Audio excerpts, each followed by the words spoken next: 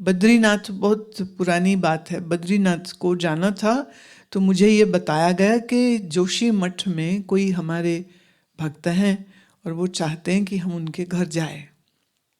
मैं अच्छा, मैं चलो जाना तो है ही उस दिशा में, चले चलते। वो आए मिलने, वो इतने प्यारे पति पत्नी थे। तो मैंने कहा अच्छा ठीक है, मैं वापसी आपके यहाँ हो करके ही ऋषिकेश लौटूंगी। मेन जोशी मठ से थोड़ा हट के कोई 2-3 किलोमीटर पर सड़क भी छोटी होती गई और एक मकान के सामने हम लोगों को रोका गया।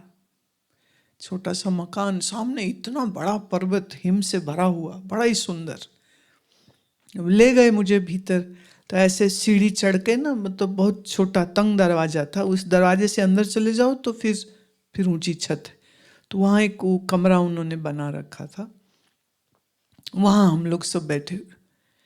तो उन्होंने बताया कि जब जी टीवी पे आना हमारा शुरू हुआ, वो उन्होंने कहाँ देखा, फिर वो डिश खरीद के उन्होंने अपने घर के बाहर, तब बड़ी बड़ी वाली डिश होती थी, वो बड़ी वाली उन्होंने डिश लगाई और उनका पूरा गांव उनके घर के आंगन में बैठ करके वो सत्संग सुनता था।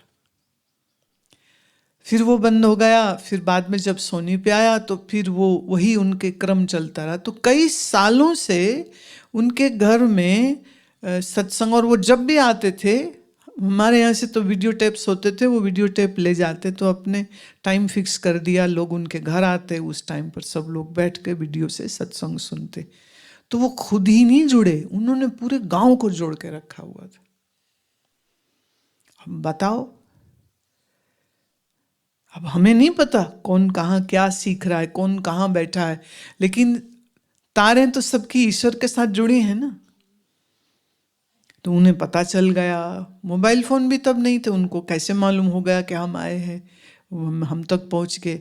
और उनका चेहरा ऐसा है कि उसको देख के ना आप निकल ही नहीं सकते। बल्कि अभी उन्होंने पीछे अपने बेटे की शादी करी, तो यहाँ आए थे लेकर के अपनी बहू को और सबको। तो मुझे कहने लगे हमने वो नैनीताल के पास एक जगह वहाँ शादी करी। मतलब पहले बताते तो हम आ जाते। मैंने वो ऐसी प्यारी सूरतें हैं, क्योंकि वो भजनानंदी भजन करते हैं। भजन करने वाले के पास इतना तपोबल आ जाता है, इतना प्रेम का बल आ जाता है कि मैंने वो उसको कहने की भी जरूरत नहीं है। तो ईश्वर समझ लो खुद अब हमारे मुंह से बुलवा रहे। तो अपनी साधना को अच्छा कराओ। शबरी नहीं गई ढूंढने राम को, राम गए थे शबरी तक। शबरी नहीं, वो तो अपने मतंग ऋषि के आश्रम में बैठी है चुपचाप। गुरु का आश्वासन था कि तेरे यहां राम आएंगे, और वो इंतजार करती रही।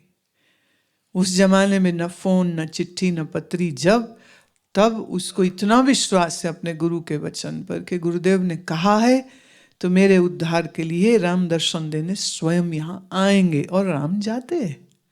बड़े बड़े ऋषि मुनियों के निमंत्रण थे, वो सबको ठुकरा के शबरी के गए कि वहां जाऊंगा मैं।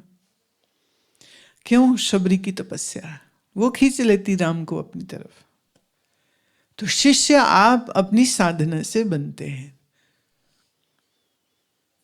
और यही है जो आपको किसी भी महात्मा का कृपा पात्र बना देगी। पर आप साधना ही नहीं करते हैं और दिन में देर तक सोते रहते हैं और राग द्वेष और दुनिया की दौड़ भाग और ये सब उल्टे सीधे काम करते रहेंगे, तो फिर कहाँ से संबंध बनेगा?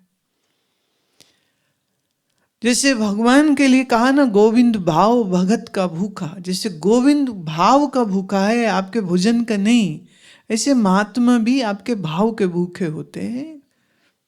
उनको और क्या लेना देना?